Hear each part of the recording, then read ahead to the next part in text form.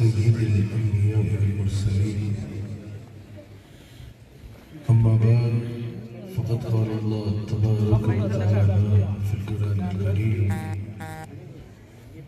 أعوذ بالله من الشيطان الرجيم بسم الله الرحمن الرحيم يا أيها الذين آمنوا اتقوا الله وابتغوا إليه الوسيلة صدق الله العظيم وصدق رسوله النبي الكريم سچا ہمارا مالک اور سچا ہمارا خالق کہ سوا اس واحد یکتا کی کوئی عبادت کے لائق نہیں اور سچا اس کے پیارے حبیب آپ کے اور میرے آقا والا رحمت للعالمین خاتم النبیین حضرت سیدنا و مولانا محمد رسول اللہ صلی اللہ علیہ وآلہ وسلم کہ جن کے ذکر کی اس خوبصورت محفل میں اور آپ حاضر ہیں. ان محافل کے سجانے کا، ان محافل میں آنے کا ایک ہی مقصد ہے، وہ یہ ہے کہ جتنی دیر انسان ان محافل میں رہے دنیا کے تصور سے کٹ جائے، دنیا کی باتوں سے اپنے ذہن کو خالی کر لے، فقط اللہ اور اس کے رسول کے تصور میں بیٹھے، اللہ اور اس کے رسول کا ذکر کرے، جہاں حضور کی نعت شریف سن کے جھومے اور دل میں عشق مصطفیٰ بڑھائے، وہیں کوئی ایسا سبق بھی لے کے جائے کہ زندگی حضور علیہ السلام کے فرمان کے مطابق گزرے اور اپنا عقیدہ بھی مضبوط کر کے جائے. میں نے جو آیت کریمہ تلاوت کی اس پہ تھوڑی دیر آپ سے مخاطب ہوں گا. اس میں سب سے پہلا جو ارشاد ہے یا ایھا الذین آمنوا اتقوا اللہ، اے ایمان والو اللہ سے ڈرو. وہ اللہ سے ڈرنے کا ہے. ہم کہتے تو ہیں کہ ہم اللہ سے ڈرتے ہیں، ہر بات پہ اگر کوئی پوچھے کہ کیا اللہ کا خوف ہے یا نہیں، ہم میں سے کون ہے جو کہے گا کہ نہیں اللہ کا خوف نہیں ہے؟ معاذ اللہ. ہر کوئی کہتا ہے کہ ہمیں اللہ کا خوف ہے، لیکن اس بات کو، اس دعوے کو عملی جامہ پہنانا ضروری ہے. اتقوا اللہ، اللہ سے ڈرو. اگر آج ہم گناہ کرتے ہیں تو ہمیں لوگوں سے تو ڈر لگتا ہے کہ لوگ کہیں ہمیں گناہ گار نہ کہیں. لوگوں نے کہہ بھی دیا، لوگ کیا بگاڑ لیں گے؟ ہم اس بات کو سمجھتے نہیں. ہم گناہ کرتے ہیں، گناہ کرنے سے پہلے آگے بھی دیکھتے ہیں، پیچھے بھی دیکھتے ہیں، دائیں بھی دیکھتے ہیں، بائیں بھی دیکھتے ہیں کہ کوئی دیکھ تو نہیں رہا. اگر کوئی نہ دیکھ رہا ہو تو آسانی سے گناہ کر لیتے ہیں، اور اگر کوئی دیکھ رہا ہو تو اس گناہ سے رک جاتے ہیں. لیکن ایک بار بھی ہم اوپر نہیں دیکھتے کہ اللہ ہمیں ہر حال میں دیکھ رہا ہے. ہم اچھی طرح سے جانتے ہیں کہ ہمارا رب ہمیں ہر حال میں دیکھ رہا ہے، ہمارے دل کے ارادوں سے بھی واقف ہے. لیکن اگر لوگ نہ دیکھ رہے ہوں تو یہ دیکھے بغیر، اس کی پرواہ کیے بغیر، سوچے بھی بغیر گناہ کر رہتے ہیں کہ وہ دیکھ رہا ہے. تو بتائیے کیا عملی طور پہ یہ بات کرنے والا یہ دعویٰ کر سکتا ہے کہ میں اللہ سے ڈرتا ہوں؟ وہ لوگوں سے تو ڈرتا ہے لیکن اللہ سے نہیں ڈرتا. اگر اللہ سے ڈرتے ہو تو کوئی گناہ کرنے سے پہلے، کوئی نافرمانی کرنے سے پہلے ایک بار یہ ضرور تصور کرو کہ میرا رب مجھے ہر حال میں دیکھ رہا ہے، اللہ مجھے ہر حال میں دیکھ رہا ہے. جب یہ تصور، یہ دعویٰ تم عملی جامہ پہناؤ گے اس کو، تو شیطان تمہیں کبھی بہکا نہیں سکے گا. جب گناہ کا خیال آئے، جب شیطان تمہیں بہکانے کی کوشش کرے، اپنے آپ کو جھنجھوڑ کے بتاؤ نہیں میرا رب مجھے دیکھ رہا ہے. جب یہ تصور ہر وقت تمہارے اندر رہے گا کہ اللہ دیکھ رہا ہے تو یقین کرو شیطان کی یہ ضرورت نہیں ہوگی کہ تمہیں بہکا سکے. پھر اگر تم اللہ سے ڈرتے ہو تو فوراً گناہ سے رک جاؤ گے، کیا سوچ کے کہ اللہ ہر حال میں دیکھ رہا ہے. پہلے اتقوا اللہ، اللہ سے ڈرو، اور ڈرو اللہ سے، اور پھر اللہ تک رستہ تلاش کرو، اللہ تک پہنچو، اللہ کو پالو. اور کیسے پالو؟ کیا گھر بیٹھے بیٹھے مل جائے گا؟ کیا خالی 2 چلے کاٹ کے مل جائے گا؟ کیا خالی ایک تبلیغ کر کے مل جائے گا؟ کیا خالی ایک درس کی محفل میں بیٹھ کے مل جائے گا؟ نہیں. وابتغوا الیہ الوسیلہ، اور اس کی طرف وسیلہ تلاش کرو. اہل سنت کا الحمدللہ کوئی عقیدہ کسی بازار سے نہیں آیا. اہل سنت کا ایک ایک عقیدہ اللہ کے قرآن سے آیا ہے اور مصطفیٰ علیہ السلام کے فرمان سے آیا ہے. فرمایا وابتغوا الیہ وسیلہ، اور اس کی طرف وسیلہ تلاش کرو۔ اب بعض لوگ کہتے ہیں اللہ کی طرف اللہ سے مانگو، وہی وسیلہ ہے، وہی بات ہے۔ امام احمد رضا خان بریلوی رحمۃ اللہ علیہ اعلیٰ حضرت نے کہا اب یہ آیت پڑھو، مجھے بتاؤ کیا اللہ کی طرف اللہ کو ہی وسیلہ بنا لے؟ کیا اللہ کے لیے اللہ کو ہی وسیلہ بنا لے؟ کیا اللہ تک پہنچنے کے لیے اللہ ہی کی سفارش ہو؟ کیا اللہ تک پہنچنے کے لیے اللہ ہی کو وسیلہ بنائے؟ جب اسی کو پانا ہے تو اسی کے لیے اس کو وسیلہ کیسے بنائے؟ اعلیٰ حضرت نے کہا اس آیت سے پتہ چلا کہ اللہ کے لیے وسیلہ تلاش کرنا ہوگا، اللہ کو پانے کے لیے وسیلہ ضروری ہوگا۔ اور حضرت سیدنا عبداللہ بن مسعود رضی اللہ تعالیٰ عنہ فرماتے ہیں اللہ تک پہنچنے کے لیے جتنے وسیلے ہیں سب سے مضبوط اور سب سے قوی وسیلہ رسول اللہ کی ذات اقدس کا وسیلہ ہے، رسول اللہ کی ذات اقدس کا وسیلہ ہے۔ حضرت شیخ قوسری رحمہ اللہ ارشاد فرماتے ہیں اس آیت کی تفسیر میں کہ یہاں وسیلہ عموم کے لیے ہے، وابتغوا الیہ الوسیلہ، یہاں وسیلہ عموم کے لیے ہے۔ اس سے توسل بالاعمال بھی مراد ہے اور توسل بالاشخاص بھی مراد ہے۔ اس سے مراد یہ ہے کہ اللہ تک پہنچنے کے لیے اعمال بھی وسیلہ بن سکتے ہیں اور شخصیات بھی وسیلہ بن سکتی ہیں۔ حضرت امام علوسی رحمہ اللہ جنہوں نے امام علوسی تفسیر روح المعانی مشہور تفسیر ہے جن کی سب اہل علم اس سے آگاہ ہے، امام علوسی تفسیر روح المعانی میں اس آیت کی تفسیر میں کہتے ہیں وابتغوا الیہ الوسیلہ، وہ کہتے ہیں کہ تمام دلائل کا پڑھنے کے بعد، تمام دلائل کے مطالعے کے بعد میں اس نتیجے پہ پہنچا ہوں کہ جیسے صحابہ رسول اللہ کی ظاہری حیات طیبہ میں حضور کا وسیلہ مانگتے تھے ویسے آج ہم بھی رسول اللہ کا وسیلہ مانگ سکتے ہیں۔ اور امام علوسی کہتے ہیں یہ کہنا عین شریعت کے مطابق ہے۔ یہ سنو، اپنے عقیدہ یاد رکھو، ہم کوئی بھی دعا مانگیں تو حضور کا وسیلہ اپناتے ہیں نا، بعض لوگ کہتے ہیں نہیں یہ وسیلہ کیا ہے؟ سنیے، ہمارے پاس صرف نعرے نہیں، الحمدللہ ہمارے پاس ایک ایک عقیدے پہ قرآن و حدیث کے دلائل کا انبار موجود ہے جو ہمارے علم میں ہونا چاہیے۔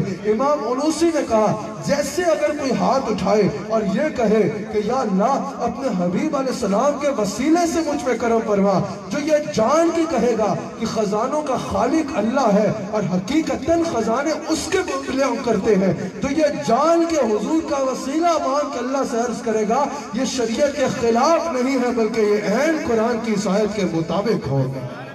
اس میں اگر تھوڑی سی تفصیل کی طرف جائیں، مثال کے طور پہ میرے سے کسی نے کہا بھئی کہ ہم وسیلہ سرے سے مانگتے ہی نہیں، آپ کی بھرپور توجہ ادھر ہو، آپ کو انشاءاللہ یہ عقیدہ دل میں بس جائے گا۔ کبھی وسیلہ تو ہم مانتے ہی نہیں، وسیلہ تو ہے ہی نہیں، قیامت کے دن کوئی وسیلہ ہوگا ہی نہیں۔ جس کو اللہ چاہے گا بخش دے گا، جس کو چاہے گا نہیں بخشے گا، اس میں کوئی شک نہیں کہ سب کچھ اس کی مرضی کے دار و مدار پہ ہے۔ لیکن ان کا یہ کہنے کا مقصد یہ تھا کہ وسیلہ ہے ہی نہیں، وسیلہ کسی چیز کا قیامت کے دن کام نہیں آئے گا۔ میں نے کہا ٹھیک ہے، تو پھر بتائیے یہ تو قیامت کے دن میزان قائم ہونا ہے، اس میں ایک طرف نیکیاں رکھی جائیں گی، دوسری طرف آپ کے والد صاحب تشریف فرما ہوں گے۔ کہا نہیں دوسری طرف گناہ رکھے جائیں گے۔ تو میں نے کہا میزان کا مطلب کیا ہے؟ معاذ اللہ کیا فقط ایک فسانہ ہے؟ نہیں استغفر اللہ، یہ تو قرآن و حدیث سے ثابت ہے، اس کا تو انکار انسان کو ایمان سے فارغ کر دے گا۔ تو بتاؤ اس میزان کا مطلب کیا ہے؟ کہا میزان کا مطلب یہ ہے کہ اعمال رکھے جائیں گے۔ میں نے کہا ان کا مقصد کیا ہے؟ کہا اعمال تولے جائیں گے۔ میں نے کہا پھر کیا ہوگا؟ کہا نیکیاں زیادہ ہوئی تو جنت میں جائیں گے، گناہ زیادہ ہوئے تو جہنم میں جائیں گے۔ تو میں نے کہا پھر یہ نیکیاں وسیلہ بنی یا نہیں بنی؟ کہا ہاں یہ تو بن گئی۔ میں نے کہا تم کہتے ہو قیامت کے دن وسیلہ ہوگا نہیں، ہمیں تو نظر آ رہا ہے ہی ساری کہانی وسیلے۔ نیکیاں تو رکھی جائیں گی، دوسری طرف گناہ رکھے جائیں گے۔ آپ کے ابا جان کو اور آپ کو تو میزان پہ نہیں بٹھایا جائے گا، ایک طرف آپ کی نیکیاں ہوں گی، دوسری طرف آپ کے گناہ ہوں گے۔ اگر نیکیاں زیادہ ہو گئی تو جنت میں جانے کا وسیلہ کیا بنا؟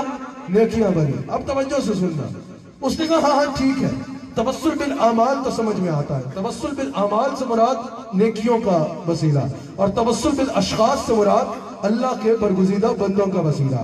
کہا توسل بالاعمال تو سمجھ آ گیا، ٹھیک ہے، یہ تصویریں نہ بنائیں، اس بات کو دل میں بسائیں تاکہ میرا لوگوں سے رابطہ نہ منقطع ہو۔ کہا کہ توسل بالاعمال تو سمجھ میں آ گیا، توسل بالاعمال ہے، لیکن توسل بالاشخاص کو ہم نہیں مانتے۔ توسل بالاشخاص، رسول اللہ کا جو توسل ہے نا، اس کو ہم نہیں مانتے۔ نیکیوں کا توسل ٹھیک ہے، سمجھ میں آ گیا۔ تو میں نے کہا یہاں تک آپ سمجھ گئے، آگے بھی سمجھاتے ہیں۔ میں نے کہا مجھے یہ بتاؤ، فرائض کو چھوڑو، اگر کوئی کھانا اس طرح کھائے گا کہ رسول اللہ ایسے کھاتے تھے، کیا یہ عمل میزان پہ رکھا جائے گا؟ کہا بالکل سنت ہے، رکھا جائے گا۔ میں نے کہا یہ عمل وسیلہ نجات بنے گا؟ کہا بالکل بنے گا۔ میں نے کہا تو کوئی ناخن اس ترتیب سے کاٹے کہ رسول اللہ ایسے کاٹتے تھے، کیا یہ عمل وسیلہ نجات بنے گا؟ کہا سنت ہے، بالکل بنے گا، میزان پہ رکھا جائے گا۔ میں نے کہا اگر کوئی جوتے اس ترتیب سے جھاڑ کے پہنے گے کہ رسول اللہ ایسے جوتے نالین جھاڑ کے پہنتے تھے، کیا یہ عمل وسیلہ نجات بنے گا؟ کہا بالکل بنے گا، کیونکہ سنت ہے اور میزان پہ رکھا جائے گا۔ تو میں نے کہا نادان، جس کی عطائے بخشش کا وسیلہ بن رہی ہے اس کی ذات کا عالم کیا ہے؟ جس کی عطائے بخشش کرا رہی ہے، جس کی عطائے بخشش کا وسیلہ بن رہی ہے، اس کی ذات کا عالم کیا ہوگا؟ ایک جن کو قطب مدینہ بھی کہا جاتا ہے، بہت بڑی شخصیت، اللہ کے کامل ولی، اللہ کے کامل ولی، اور عقائد کا امام احمد رضا خان کے براہ راست فیض لینے والے حضرت ضیاء الدین مدنی رحمہ اللہ، حضرت ضیاء الدین مدنی رحمہ اللہ آج بھی یہ جنت البقیع میں حضور کے قدموں میں ہے۔ حضرت ضیاء الدین مدنی کے پاس ایک شخص آیا، کہا کہ میں عمل کا وسیلہ مانتا ہوں پر رسول اللہ کا وسیلہ نہیں مانتا۔ آپ نے فرمایا اچھا تو مجھے یہ بتاؤ، تم عمل کا وسیلہ مانتے ہو، رسول کا وسیلہ نہیں مانتے، بتاؤ کہ تمہارے اعمال میں تمہیں سب سے زیادہ ناز ہے تمہاری نمازوں پہ ہوگا؟ کہا بالکل۔ کہا کیا تمہارے پاس کوئی گارنٹی ہے کہ تمہاری نماز مقبول ہے؟ سبحان اللہ، کیا تمہارے پاس کوئی گارنٹی ہے کہ تمہاری نماز قبول ہے؟ کہا نہیں، میرے پاس کوئی گارنٹی نہیں ہے۔ توجہ رکھیے گا، حضرت ضیاء الدین مدنی سے وہ کہہ رہا ہے کہ میں عمل کا وسیلہ مانتا ہوں لیکن رسول کا وسیلہ نہیں مانتا۔ آپ نے فرمایا کیا تیرے پاس کوئی گارنٹی ہے کہ تیرا روزہ مقبول ہے یا نہیں؟ کہا نہیں، کوئی گارنٹی نہیں ہے، وہ بے نیاز ہے، قبول کرے تو کرے، نہ کرے تو ہم کیا کر سکتے ہیں۔ کہا تیرے پاس کوئی گارنٹی ہے کہ تیرا حج قبول ہے یا نہیں؟ کہا نہیں، گارنٹی تو کوئی نہیں ہے۔ کہا تیرے پاس گارنٹی ہے کہ تیرا زکوٰۃ قبول ہے یا نہیں ہے؟ کہا نہیں، گارنٹی نہیں ہے۔ کہا تیرے پاس گارنٹی ہے کہ تیری تہجد قبول ہے یا نہیں ہے؟ کہا کوئی گارنٹی نہیں ہے۔ کہا تیرے پاس گارنٹی ہے یا نہیں؟ تو مانتا ہے یا نہیں کہ رسول اللہ مقبول ہے؟ کہا ان کی مقبولیت کا انکار تو کفر ہے۔ کہا کہ جن کی مقبولیت میں یقین ہی نہیں اس کا وسیلہ اپنا رہے ہو، اور جس کی مقبولیت پہ ایمان رکھنا فرض ہے اس کے وسیلے سے کترا رہے ہو۔ کہا رسول کا وسیلہ مانگو، یہ وہ وسیلہ ہے جو رد ہوتا ہی نہیں، جو رد ہوتا ہی نہیں ہے۔ جب بھی مانگو تو وسیلے سے انہی کے مانگو، اس وسیلے سے قلم اور دوبالا ہوگا، اس وسیلے سے قلم اور دوبالا ہوگا۔ کہا ان کے وسیلے سے مانگتے ہو جن کا وسیلہ ایسا ہے جو مقبول ہی مقبول ہے۔ امام حاکم نقل کرتے ہیں، رسول اللہ کا وسیلہ، میں تھوڑی دیر بات کروں گا، آپ کی توجہ درکار ہے۔ رسول اللہ کا وسیلہ آج جائز ہے یا نہیں؟ تم یہ بات کرتے ہو، سنو، رسول اللہ کا وسیلہ تب بھی مانگا جاتا تھا جب حضور کا ولادت بھی نہیں ہوئی تھی۔ حضور کا وسیلہ پہلے نبیوں نے بھی مانگا، پھر حضور کا وسیلہ اس وقت بھی حضرت ابو طالب رضی اللہ تعالیٰ عنہ نے مانگا، جو بخاری میں موجود ہے، جب حضور نے اعلان نبوت بھی نہیں کیا۔ حضرت ابو طالب کے ایمان یا عدم ایمان کی بات نہیں ہے، یہ بخاری میں موجود ہے۔ حضرت ابو طالب رضی اللہ تعالیٰ نے بارش نہیں ہو رہی تھی، رسول اللہ کو دیوار کعبہ سے لگایا اور کہا یا اللہ سونے چہرے والے جوان کے صدقے سے بارش دے دے۔ بخاری میں موجود ہے، اسی وقت مکہ میں بحران و رحمت شروع۔ رسول اللہ کا وسیلہ حضور کے میلاد سے پہلے بھی مانگا گیا، حضور کا وسیلہ حضور کی ولادت کے بعد اعلان نبوت سے پہلے بھی مانگا گیا، یہ بخاری میں موجود ہے۔ حضور کا وسیلہ صحابہ نے بھی مانگا، حضور کا وسیلہ آج بھی مانگا جا رہا ہے، اور قیامت کے دن بھی اگر نام اور سکہ اور وسیلہ چلے گا نا تو میرے مصطفیٰ کا چلے گا۔ ان چاروں مناظر پہ ایک بات آپ کے آگے رکھوں گا۔ سب سے پہلے حضور کی ولادت سے پہلے بھی حضور کا وسیلہ مانگا جاتا تھا، امام حاکم نے نقل کیا، اور جو تحقیق کرنے والے علماء ہیں انہوں نے کہا اس کے 72 حوالے موجود ہیں، 72 محدثین، 70 سے زیادہ محدثین نے اس کو نقل کیا ہے۔ اور وہ کیا ہے کہ جب وہ معاملہ ہوا اس کے سبب آدم علیہ السلام زمین پہ آئے، سینکڑوں سال گزر گئے، توبہ کر رہے ہیں، وہاں سے پیغام رضا نہیں آ رہا۔ ایک دفعہ حضرت آدم نے ہاتھ اٹھائے اور کہا یا اللہ، میں تجھے جو سب سے آخری نبی ہے نا جنہوں نے میری اولاد میں آنا ہے، محمد رسول اللہ صلی اللہ علیہ وسلم، ان کا وسیلہ پیش کر کے عرض کرتا ہوں میری توبہ قبول فرما لے۔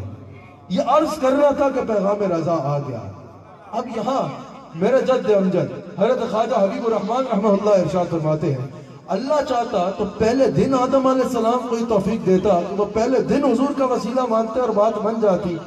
آپ نے فرمایا اللہ بتانا چاہ رہا ہے کہ قیامت تک آنے والی اولاد آدم یہ سمجھ لے جب اللہ کے سچے رسول کی بات رسول اللہ کے وسیلے سے پوری ہو رہی ہے, رسول کے وسیلے کے بغیر پوری نہیں ہوئی, تو ہم کون ہوتے ہیں ایسے بات کرنے. سمجھ آئی؟ تو پہلے حضور کا سورہ بقرہ میں موجود ہے. اللہ کریم ارشاد فرماتا ہے میرے حبیب علیہ السلام آپ کی ولادت سے پہلے جب یہود کفار کے خلاف برسر پیکار آتے تھے نا, وہ آپ کے وسیلے سے پتہ مانگتے تھے اور آپ کے وسیلے سے ہم ان کو پتہ عطا فرماتے تھے. یہ سورہ بقرہ کی آیت نمبر 89 ہے.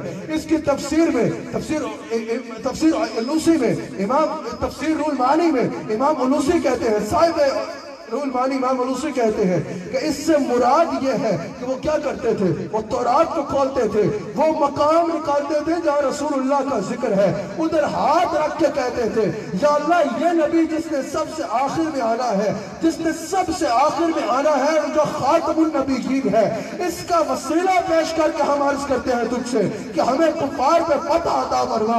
حضور کے وسیلے سے اللہ نے پتہ عطا فرماتا تھا. میں سوال کرنا چاہتا ہوں اگر میرے نبی کی ولادت سے پہلے یہودی میرے نبی کا وسیلہ مانگے اللہ ان کو عطا فرماتا تھا, تو کیا وہ بدقسمت نہیں ہے جو اپنے آپ کو رسول اللہ کا امتی کہے اور پھر رسول کا وسیلہ نہ مانگے؟ اور جب بھی مانگو تو وسیلے سے انہی کے مانگو, اس وسیلے سے کرم اور تمہارے حضور کے میلاد کے بعد بخاری میں حضرت ابو طالب کے یہ اشعار موجود ہیں. انہوں نے حضرت رسول اللہ کو دیوار کعبہ سے لگایا, بارش ہوئی اور انہوں نے اشعار کہے کہ یہ سونے چہرے والا جوان ہے جس کے وسیلے سے بارش مانگی جاتی ہے اور اس کے وسیلے سے اللہ ہم پہ بحران رحمت. ایک دفعہ حضور کی دعا سے بحران رحمت برسی. حضور علیہ السلام نے فرمایا یا کون ہے جو مجھے ابو طالب کے وہ اشعار سنائے گا؟ حضرت علی اٹھے اور حضرت ابو طالب کے یہ اشعار سنائے اور حضور نے دعا عطا. یہ تو ہو گیا میلاد سے پہلے اور میلاد کے بعد اعلان نبوت سے پہلے. میں بات کی اختتام کروں گا. حنیف رضی اللہ تعالیٰ عنہ اس حدیث کے راوی ہیں. حضور علیہ السلام کی بارگاہ میں ایک نابینا صحابی حاضر ہوئے اور عرض کی. نسائی میں تو موجود ہے حدیث صحیح حسن صحیح, یہ حدیث حسن کا درجہ رکھتی ہے. ایک نابینا صحابی حضور کی بارگاہ میں آیا اور کہا یا رسول اللہ صلی اللہ علیہ وسلم آنکھیں زندگی اندھیر ہے, آنکھیں عطا فرمائیں. ان صحابہ کا عقیدہ تو دیکھو, صحابہ کا یہ عقیدہ تھا جو چاہیے ہوتا حضور سے جا کے مانگا کرتا. حضور نے حضرت قتادہ کی نکلی ہوئی آنکھ میں لعاب لگا کے ٹھیک کر دی تھی. کیا مشکل تھا, حضور ہاتھ پھیرتے اس کی آنکھوں میں بینائی آ جاتی. لیکن حضور قیامت تک آنے والے امتیوں کو بتانا چاہتے تھے کہ مانگنا ہو تو کیسے مانگو. اب یہاں جو بیمار بیٹھا ہے نا وہ میری یہ بات سنیں, ٹھیک ہے؟ میں یہ نہیں کہوں گا کہ میں کچھ کر دوں گا, میں خود کو کچھ نہیں کر سکتا تو آپ کو کیا کروں گا, لیکن میں حضور کی حدیث سنا رہا ہوں آپ کو. میرے پاس جو سودا ہے یہ بڑا پکا سودا ہے, بڑا پکا سودا ہے, یہ سودا لے لو. حضور علیہ السلام نے فرمایا کہ ایسا کرو گھر جاؤ. اب جو بیمار مجھے سن رہا ہے سنے گا یا بیٹھا ہے وہ بڑے غور سے یہ حدیث سنے. اس میں یہ نہیں کہ کچھ اور نہیں. صوفیاء کا کچھ قرآن پڑھ کے دم کرنا تو بہت اوپر ہے. اللہ کے ولیوں کی نظر میں اتنی برکت ہے کہ اللہ کا ولی کسی پہ نظر بھی ڈال دینا اس کا بھی کام بن جاتا ہے. لیکن یہ طریقہ وہ ہے جو حضور نے بتایا ہے. اس سے کوئی اہل سنت کے ان عقائد کا انکار نہ کرے کہ اللہ والوں کے پاس جانے سے, ان کی دعا سے, ان کے پھوک کی برکت سے یا ان کی نظر کی برکت سے نہیں ملتا. ان کی میں نے کہا دعا اور قرآن پڑھ کے دم تو دور کی بات ہے, ان کی نظر سے ہی کام بن جاتا ہے. لیکن یہ جو میں آپ کو بتا رہا ہوں یہ وہ ہے جو رسول اللہ نے خود بتایا ہے صلی اللہ علیہ وآلہ وسلم. حضور نے کہا گھر جاؤ, گھر جا کے کیا کرو, 2 نفل پڑھو حاجت کے, اور وہ نفل پڑھ کے کیا کرو, اللہ کے آگے ہاتھ پھیلاؤ اور ہاتھ پھیلا کے کیا الفاظ کہو کہ یا اللہ میں تیری بارگاہ میں تیرے حبیب سیدنا محمد رسول اللہ صلی اللہ علیہ وسلم کا وسیلہ پیش کر کے عرض کرتا ہوں جو نبی رحمت ہے. حضور نے بولا یہ کہو اور پھر جو مانگنا ہے مانگ لو, کہو کہ اللہ تمہیں بینائی عطا کرے, پھر دعا کر لو, بات ختم نہیں. حضور نے فرمایا پھر گھر میں بیٹھ کے مجھے مخاطب کرو. سرکار آپ کے سامنے بیٹھا ہے، کہیں ابھی کہہ دو. نہیں، حضور نے فرمایا گھر جا کے مجھے مخاطب کرو.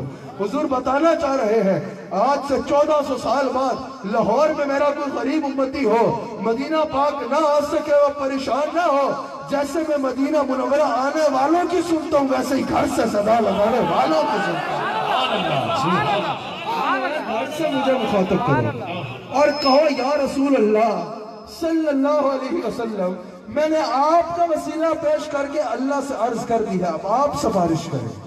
صحابہ کہتے ہیں وہ عربی گیا، وہ صحابی وہاں سے گیا، ابھی کچھ دیر گزری تھی، وہ مجلس میں واپس آیا، اللہ اس کو بینائی عطا کر چکا، اللہ اس کو بینائی عطا کر چکا تھا. پتہ چلا جب چاہیے ہو، جو چاہیے ہو، جیسے چاہیے ہو، جتنا چاہیے ہو، در در پہ نہ جانا، جب بھی مانگو تو وسیلے سے انہی کے مانگو. رسول اللہ کی طرف اشارہ کرنا، اپنے گھر بھی بیٹھ کے رسول اللہ کا قصد کرنا، اللہ سے جو حضور کا صدقہ مانگنا ہو مانگنا، حضور سے سفارش کی عرض کرنا، یہ یقین رکھ کے کہ جہاں بھی ہو وہیں سے دو. صدا سرکار سنتے ہیں، سرے آئینہ سنتے ہیں، پسے دیوار سنتے ہیں، میں صدقہ جاؤں ان کی رحمت للعالمین کے. پکارو چاہو جتنی بار وہ ہر بار سنتے ہیں، کروں کیوں تجھ سے التجا میرے سرکار سنتے ہیں. اور تو اپنا کام کر باد صبا میرے سرکار سنتے ہیں. مظفر جب کسی محفل میں ان کی نعت پڑھتا ہوں، میرا ایمان ہے کہ وہ میرے اشعار سنتے ہیں، اور اس عقیدے سے کچھ بھی مانگو وہ تمہیں ثابت کریں گے. وہ سنتے بھی ہیں، وہ سفارش کرتے بھی ہیں، اور وہ رب کے خزانوں سے لے کے دیتے بھی ہیں. نعرہ تکبیر، نعرہ رسالت، نعرہ رسالت، تاجدار ختم نبوت، آستان اور یعید کا شریف. منگتے بنو تو صحیح، ذرا منگتے بن کے تو دیکھو، پھر خدا کی قسم بندہ مٹ جائے نہ آقا پہ وہ بندہ کیا ہے، بے خبر ہو جو غلاموں سے وہ آقا کیا ہے. سبحان اللہ. قرآن میں اللہ کریم فرماتا ہے وَلَوْ أَنَّهُمْ إِذْ ظَلَمُوا أَنفُسَهُمْ جَاءُوكَ فَاسْتَغْفَرُوا اللَّهَ وَاسْتَغْفَرَ لَهُمُ الرَّسُولُ وَاسْتَغْفَرَ لَهُمُ الرَّسُولُ وَاسْتَغْفَرَ لَهُمُ الرَّسُولُ لَوَجَدُوا اللَّهَ تَوَّابًا رَحِيمًا. محدثین مفسرین کہتے ہیں یہ آیت حضور صلی اللہ علیہ وسلم کئی مفسرین کہتے ہیں کہ یہ آیت وَلَوْ أَنَّهُمْ إِذْ ظَلَمُوا، یہ آیت جو ہے بالخصوص وَاسْتَغْفَرَ لَهُمُ الرَّسُولُ، یہ وسیلہ مصطفیٰ کی بڑی دلیل ہے. اس آیت کا ترجمہ آپ کے آگے عرض کرتا ہوں. اللہ کریم وَلَوْ أَنَّهُمْ إِذْ ظَلَمُوا أَنفُسَهُمْ، جب بھی تم اپنی جانوں پہ ظلم کر بیٹھو، اللہ کو ناراض کر بیٹھو، جاؤ کا اگر اللہ سے معافی مانگنا چاہتے ہو نا، جاؤ کا فاستغفر اللہ، رسول اللہ کے دربار میں پہنچ جاؤ. وہاں پہنچ کے کیا کرو، فاستغفر اللہ، مجھ سے معافی مانگو. یا اللہ جانوں پہ ظلم کیا، یا اللہ معافی چاہتے ہیں، یا اللہ تیرے حبیب کی بارگاہ میں پہنچنا ہے، پہنچ گئے. وہاں جا کے بندہ کہے یا اللہ معاف کر دے، یا اللہ معافی مانگ لی، راضی ہو گیا یا اللہ تو؟ اللہ نے فرمایا نہیں، اصل کہانی تے رہندی ہے، اصل بات تو آگے ہے. یا اللہ وہ کیا ہے کہا وَاسْتَغْفَرَ لَهُمُ الرَّسُولُ. اب رسول تمہاری سفارش کرے، ان رسول نو منا، اب رسول کو منا. وسیلہ کیا ہے؟ وسیلہ حضور کی سفارش ڈلوانا ہے. اللہ فرما رہا ہے، اس سے بڑی دلیل کیا ہوگی؟ قرآن میں اللہ فرما رہا ہے راضی مجھے کر رہا ہے وَاسْتَغْفَرَ لَهُمُ الرَّسُولُ، سفارش رسول کی کرا. جب رسول سفارش کر دیں گے پھر کیا ہوگا؟ یا اللہ کہا لَوَجَدُ اللَّهَ تَوَّابًا رَحِيمًا. پھر کیا ہونا ہے؟ پھر تم مجھے ضرور پاؤ گے توبہ کو قبول کرنے والا، نہایت رحم کرنے والا. تفسیر میں تھوڑی سی اور بات کروں، یہاں تھک گئے ہیں. جو سننا چاہتا ہے وہ ہاتھ اٹھائے. میرا ایک بھی لفظ ضائع کرنے والا نہیں ہے، میں آگے پیچھے کی باتیں مارتا بھی نہیں ہوں، این قرآن و حدیث میں بیان کر رہا ہوں. ایک ایک جملہ دل میں اتارو. اب حضرت یہاں کہانی ہے ساری رسول کا دربار میں. اگر اللہ یہ فرماتا نا اس آیت میں اللہ نے اپنی مخلوق کو بتا دیا ہو اب کچھ نہیں ہے جب تک رسول کی مہر نہیں لگتی. حضرت جنید بغدادی نے ایسا نہیں کہہ دیا کہ اللہ تک پہنچنے کے سارے راستے بند ہو گئے ہیں، ایک راستہ کھلا ہے، وہ محمد الرسول اللہ کا راستہ ہے۔ سبحان اللہ۔ اگر اللہ یہاں یہ فرماتا نا، اگر اللہ یہاں یہ فرماتا کہ میرے حبیب علیہ السلام جو آپ کی بارگاہ میں آ جائے اس کی سفارش کرو، تو پھر ہمیں رسول اللہ کے پاس جا کے ترلے کرنے کی ضرورت نہیں تھی۔ پھر رسول اللہ کو اللہ کا حکم تھا کہ اس کا کام کرو، سمجھ آئی؟ اس کا کام کرو، یہ رسول اللہ کو اللہ کا حکم تھا، پھر ہمیں کرنا۔ حضور علیہ السلام کے پاس ہم جاتے اور حضور پابند ہوتے اللہ کا حکم کرو، حضور نے ہمارا کام کرنا تھا۔ اللہ نے ہمیں فرمایا تمہارا کام تب کروں گا جب رسول کہیں گے۔ رسول کو نہیں کہا کہ ان کا کام کرو، ہمیں کہا تمہارا کام تب کروں گا جب رسول کہیں گے۔ سمجھ آئی؟ دو باتیں ہیں، ایک طرف بادشاہ کہے کہ وزیر کہے گا تو میں وزیر کو کہہ دے اس کا کام کرو، تو پھر تو وزیر پابند ہے کام کرنے کا۔ اور اگر ایک طرف بادشاہ کہے وزیر کہے گا تو کام کروں گا، تو پھر کہانی وزیر کے ہاتھ میں ہے، چاہے تو کام کرے چاہے تو نہ کرے، پھر وزیر کے ترلے کرنے پڑے گے، پھر وزیر کی چوٹیاں اٹھانی پڑے گی، پھر وزیر کا مگتا بننا پڑے گا۔ اللہ نے رسول کو نہیں کہا کہ جو آئے اس کا کام کرو، ہمیں کہا کام تب کروں گا جب واستغفر لهم الرسول، جب رسول کہے گے۔ پتہ چلا مدینہ چودھری بن کے نہیں، پیر بن کے نہیں، ملا بن کے نہیں، شیخ بن کے نہیں، وزیر بن کے نہیں، مدینہ کا کتا بن کے جانا ہوگا، رسول کا کتا بننا ہوگا، اپنی پگڑی کو مدینہ کی کان پر رکھنا ہوگا، پھر رسول سے منت کرنی ہوگی، رسول کے آگے جھولی پھیلانی ہوگی، رسول کے آگے فریاد کرنی پڑے گی، پھر رسول کے ہاتھ میں کہانی ہے، رسول نے ہاں کرتی تو خدا کی بھی ہاں ہوگی، رسول نے نہ کہا تو خدا کی بھی نہ۔ سبحان اللہ، یا رسول اللہ، یا علی۔ کہا دنیا والوں اب ان کی ہاں میں میری ہاں ہے، ان کی نا میں میری نا ہے، میں یطیع رسول فقد اطاع اللہ، ان کی اطاعت میں میری اطاعت ہے۔ سبحان اللہ، وما رمیت اذ رمیت سبحان اللہ، لیکن اللہ رما، ان کے عمل میں میری رضا ہے، عمل ہے۔ وما ينطق عن الهوى ان هو الا وحی یوحی، ان کی بات میں میری بات ہے۔ سبحان اللہ۔ ایسے نہیں احمد رضا نے کہا کہ خدا خدا کا یہی ہے در، نقشبندی بھی سورہ لے ہوتے بخدا خدا کا یہی ہے در، نہیں اور کوئی مفرم کر۔ اب اللہ جو وہاں سے ہو یہی آگے ہو، جو یہاں نہیں وہ وہاں نہیں، جو وہاں۔ سبحان اللہ، سبحان اللہ، سبحان اللہ۔ اعلیٰ حضرت کے سارے اشعار اپنی مثال آپ ہیں، لیکن خدا کی قسم یہ شعر بے نظیر اپنی مثال ہے۔ حضور کی بات ہو رہی تھی میرے اللہ فرمائے انتقال روا، حضور کی زبان کی بات ہوئی تو موضوع سے ہٹ کے بھی ایک شعر سن لو۔ حضور جب تشریف لائے نا تو فصاحت و بلاغت کا دور تھا، علم کا زبان کا پہ عبور ہونے کا بڑا غرور ہوتا تھا۔ کام کے آگے یوں ہے تبے فصاحت رب کے بڑے بڑے، کوئی جانے منہ میں زبان، بڑا بڑا فصاحت بیٹھے ہیں میرے نبی کے آگے، کوئی جانے منہ میں زبان، بڑے بڑے ہمیں زبان ہے، پر یہاں کوئی جانے منہ میں زبان نہیں، بلکہ جسم میں جانے سبحان اللہ۔ جب حضور کا وسیلہ مانگو گے نا اللہ اتنا غنی کر دے گا، سبحان اللہ، اللہ اتنا غنی کر دے گا۔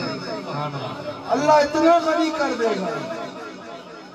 میمن صاحب پڑھتے تھے نا مجھے کو دیکھو, میں بھی کہتا ہوں مجھے کو دیکھو, وہ بیٹا نبی نوازتے جا رہے ہیں.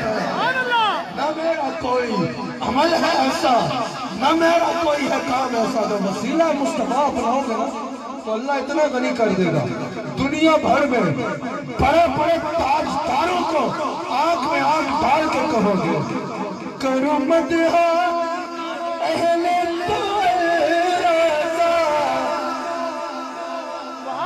بہت بڑے ملک کی پارلیمنٹ میں کھڑے ہو کے یہ کہا تھا, اعزازی طور پہ بلایا گیا تھا, اور میں نے کہا تھا کرو مدحا اہل رضا, او پڑے اس بلا میں نہیں بلا, میں گدھا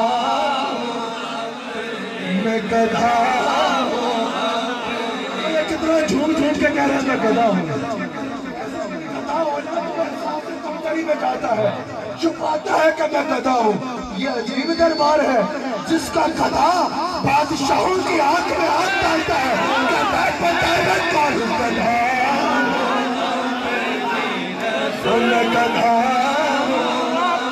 رسول کے دیوانوں سے لوگ پوچھتے ہیں تم پہ ایسا کیا ہے, بڑی بڑی حکومتیں تمہارے آگے سرنگو ہو جاتی ہیں, بڑی بڑی حکومتیں تمہیں سلام کرتی ہیں, تمہارے پاس ایسا کیا ہے؟ ہم کہتے ہیں اس کے سوا کچھ نہیں گدھا.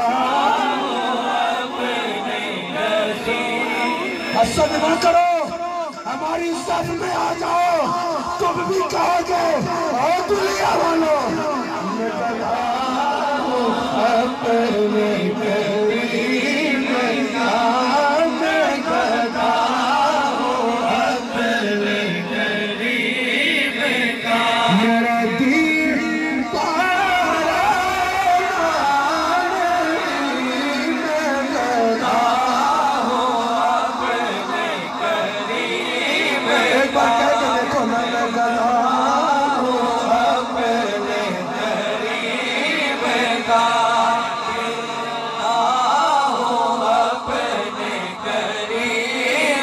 کا, میرا دل پارا میں گدھا ہوں اپنے قریب کا. یہ آیت وسیلہ مصطفیٰ کی بڑی دلیل ہے, بڑی دلیل ہے. آخری آیت اپنی بات ختم کروں گا. اللہ کریم نے ارشاد فرمایا, پہلی امتوں میں پتہ کیا ہوتا تھا, جب قومیں زیادہ گناہ کرتی تھی نا, گناہ قوموں میں حد سے زیادہ بڑھ جاتے تھے, تو ان قوموں پہ اللہ کا فوراً عذاب آ جاتا تھا. کئی عذابوں کا قرآن میں بھی ذکر ہے. ہوا کا عذاب آ جاتا, زمین کو اٹھا کے پٹک دیا جاتا, پتھر برسا کرتے آسمان سے, آگ برسا کرتے انسان سے, نافرمان انسان کے بجائے بندر بن جایا کرتا, اس کے ماتھے پہ لکھا آ گیا کرتا کہ یہ منافق ہے. ایسا ہوتا تھا. لیکن جب رسول اللہ تشریف لائے, آج بتاؤ قوم میں کون سا ایسا عیب ہے جو نہیں ہے؟ بتاؤ کوئی ایسا گناہ یا عیب ہے جو ہم میں نہیں ہے, لیکن عذاب نہیں آتا. اس کی کیا وجہ ہے؟ کہ بہت بڑی بڑی درگاہیں بن گئی ہیں, ہرگز نہیں. کیا وجہ ہے؟ بڑے بڑے پیر بیٹھے ہیں, ہرگز نہیں. کیا وجہ ہے؟ بڑی بڑی مسجدیں بن گئی ہیں, ہرگز نہیں. کیا وجہ ہے؟ بڑے بڑی تبلیغیں ہو رہی ہیں, ہرگز نہیں. کیا وجہ ہے؟ کہ زمین پہ مکہ ہے, ہرگز نہیں. ایک وجہ ہے, وَمَا كَانَ اللَّهُ لِيُعَذِّبَهُمْ وَأَنْتَ فِيهِمْ. اللہ فرماتا ہے حبیب اب یہ میری شان کے شایع نہیں ہے کہ آپ کو بھیجوں اور پھر عذاب بھی بھیجوں. اب جب تک آپ دنیا میں موجود ہیں عذاب نہیں آئے گا. صدقے ماری جاؤ قبت خضرہ کے, اگر آج عذاب نہیں آتا نا تو کوئی اور وجہ نہیں. ایک وجہ ہے کہ قبت خضرہ کے اندر میرے آقا مارا ہے.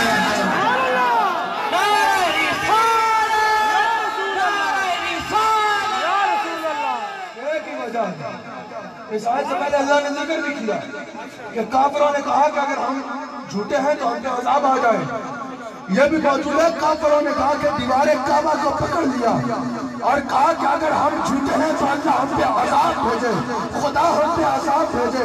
اللہ نے فرمایا اگر میرے حبیب نہ ہوتے نا تو یہ ابو جہل کی حرکت تھی۔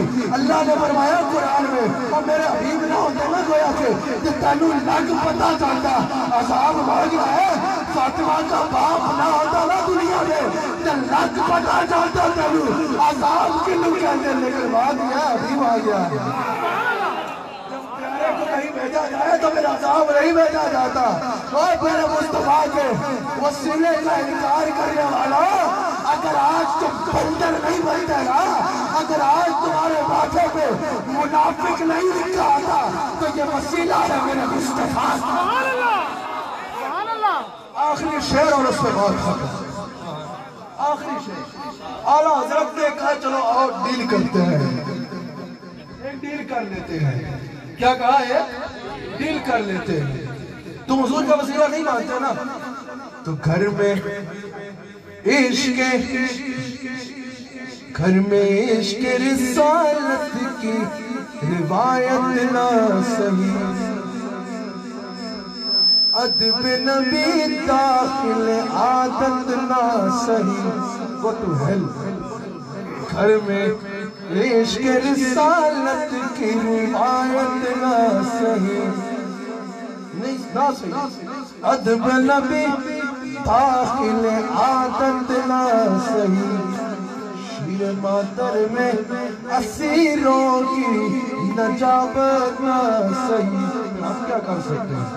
شیر مادر میں what can we do then؟ جب شیر مادر میں اسیروں کی نجابت نہ صحیح، پر ایک کام تو کرو، اور تم پہ میرے آقا کی عنایت نہ صحیح، اور تم پر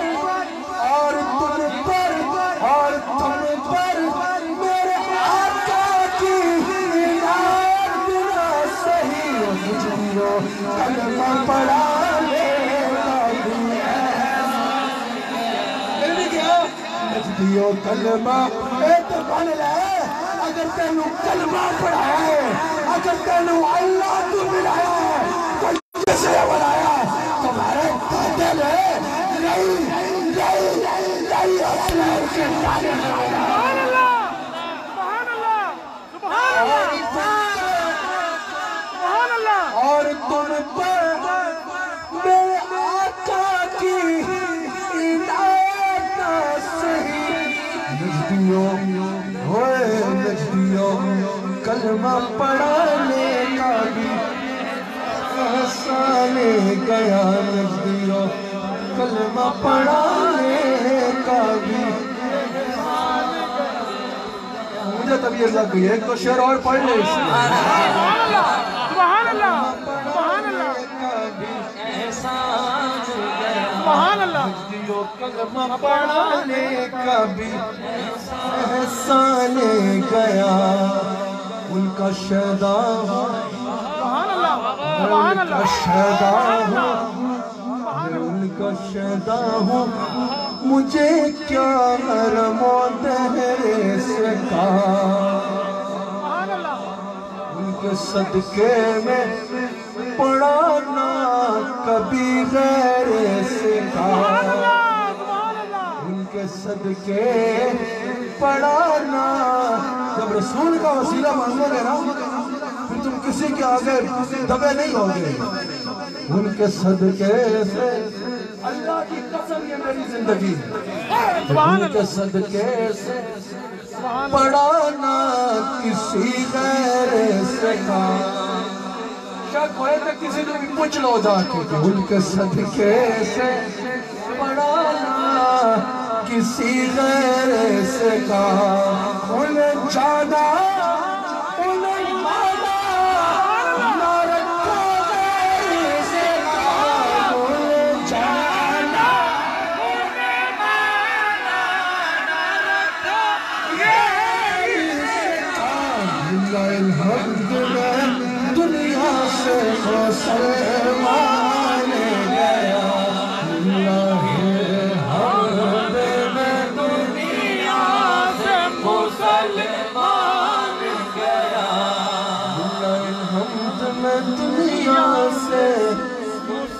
مسلمان گیا. اللہ تعالیٰ اس محفل کو قبول فرمائے. اللہ تعالیٰ آپ سب پہ اپنا خاص فضل و کرم فرمائے. اللہ تعالیٰ میری اس ادنا سی حاضری کو اپنی بارگاہ میں قبول فرمائے. ایک ضروری اعلان سماعت فرما لیجیے انشاءاللہ. یہ جو محافل ہوتی ہے نا, ایک سائڈ یار پیسے رہ بھی جان خیر ہے حضرت, ایک منٹ چھوڑ. یہ جو محافل ہوتی ہے نا, یہ جو محافل ہوتی ہے,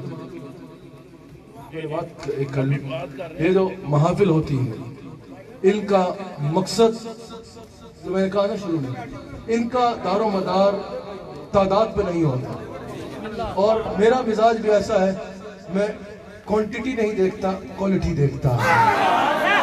بعض اوقات ایسا بھی ہوتا ہے, ہزاروں کے مجمع ہوتے ہیں, نہیں مزہ آتا, لگتا ہے ایسی بیٹھے ہیں, تو میں بھی پھر اپنی انرجی جو ہے وہ سیو رکھتا ہوں. اور بعض اوقات ایسے ہوتا ہے 4 بندے بھی بیٹھے ہوتے ہیں, ایسا سما بن جاتا ہے, کیونکہ ہم تقریریں جو کرتے ہیں, جو باتیں کرتے ہیں, اس کا فقط ایک مقصد ہوتا ہے رسول اللہ کی رضا. رسول اللہ کی رضا. یہ مجمع, یہ چیزیں الحمدللہ جب ہوش بھی نہیں سنبھالی تھی تب سے اللہ نے بڑا کرم فرمایا, اور الحمدللہ ہمارا مقصد ہوتا ہے حضور کی رضا. تو بڑا مزہ آیا آپ کے پاس. اللہ آپ کو جزا دے, اللہ تعالیٰ آپ کو خاص کرم فرمائے. ایک اعلان سماعت فرما لیجئے. 4 فروری بروز جمعرات, انشاءاللہ الرحمن آنے والی جو جمعرات ہے, یہ 22ویں شب ہے جمادی الثانی کی. اور پتہ ہے 22 جمادی الثانی کس کا یوم ہے؟ افضل البشر بعد الانبیاء بالتحقیق حضرت سیدنا صدیق اکبر رضی اللہ تعالیٰ عنہ کا. تو یوم صدیق اکبر ہے, تو انشاءاللہ صحابہ کے امام کا یوم ہے, اور اولیاء کے امام کے مزار پہ منایا جائے. میرے خیال سے اولیاء کے امام پہ سب سمجھ گئے ہوں گے کون ہے. اولیاء کا امام کون ہے؟ داتا علی حجویری رضی اللہ تعالیٰ عنہ. تو انشاءاللہ 4 فروری بروز جمعرات بعد نماز عشاء حضرت داتا علی حجویری رضی اللہ تعالیٰ عنہ کے دربار مبارک میں جو مسجد ہے, اس میں انشاءاللہ عظیم الشان یوم صدیق اکبر منایا جائے گا, نہایت ہی ادب و احترام اور عقیدت کے ساتھ, جس کی صدارت انشاءاللہ میرے مرشد قریب فرمائیں گے. انشاءاللہ ایئر پہ براہ راست بھی ہوگا تو معروف ثنا خان حضرات بھی تشریف لائیں گے, اور پورے پاکستان سے بڑی خانقاہوں کے مقتدر انشاءاللہ مشائخ اعظام بھی تشریف لائیں گے. اور انشاءاللہ سیدنا صدیق اکبر رضی اللہ تعالیٰ عنہ کی بارگاہ مبارکہ میں حضرت داتا صاحب کے دربار اقدس میں بیٹھ کے خراج عقیدت و محبت پیش کریں گے انشاءاللہ. آپ سب نے وہاں آنا ہے. کیا حسین منظر ہوگا کہ مولا علی کے بیٹے کے دربار پہ حضرت ابوبکر کی شان بیان ہوگی انشاءاللہ. ایک دانت پہ داتا صاحب کا دامن ہوگا, آل رسول کا دامن, اور دوسرے ہاتھ میں صدیق اکبر کا دامن ہوگا. انشاءاللہ بیڑا پار ہوگا. میں بھی خطاب کے لیے حاضر ہوں گا. میرے مرشد قریب انشاءاللہ صدارت فرمائیں گے. میں آپ سب احباب کو دعوت دیتا ہوں, خود بھی آئیے اور دیگر بھی حضرات کو اس محفل میں شرکت کی دعوت دیجئے. اللہ تعالی ہم سب پر اپنے فضل و کرم کے تمام دروازے کھول دیجئے. دعا کے لیے ہاتھ اٹھائیے. یا اللہ یا کریم, ہم سب کو یہاں جمع ہونا, تیرا ذکر کرنا, تیرے حبیب علیہ السلام کا ذکر کرنا, یا اللہ یا کریم اس کو اپنی بارگاہ میں قبول فرما. یا اللہ کریم حضور علیہ السلام کے وسیلے پر قرآن و حدیث پہ درس ہوا. یا اللہ یا کریم حضور کا وسیلہ پیش کر کے عرض کرتے ہیں, یا اللہ یا کریم ہمارے گناہوں کو معاف فرما دے. یا اللہ کریم آج کے اس بیان کا آغاز اتق اللہ سے ہوا, تیرے خوف سے ہوا, تیرے خوف کی بات سے ہوا. یا اللہ کریم تو ہمیں اپنا خوف عطا فرما دے. یا اللہ یا کریم تو ہمیں اپنی محبت عطا فرما, اپنے حبیب کی محبت عطا فرما, اس کے تقاضوں پہ پورا اترنے کی توفیق عطا فرما. یا اللہ یا کریم ہمیں تقوی کی دولت عطا فرما, ہمارے سینے کو ایمان کے نور سے بھر ڈال.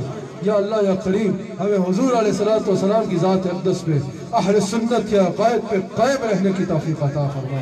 یا اللہ یا کریم یہاں جتنے حاضر ہیں سب کی جائز مرادوں کو پورا فرما. یا اللہ یا کریم جو کوئی تکلیف لے کے اس محفل میں آیا, حضور علیہ السلام کا صدقہ اس کی تکلیف دور فرما دے. جو بیمار آئے ہیں, بیمار کربلا کا صدقہ ان کو شفا عطا فرما دے. یا اللہ یا کریم ہم سب پہ اپنے فضل و کرم اور رحمتوں کے تمام دروازے کھول ڈال. ربنا آتنا فی الدنیا حسنہ وفی الآخرۃ حسنہ وقنا عذاب النار برحمتک یا ارحم الراحمین.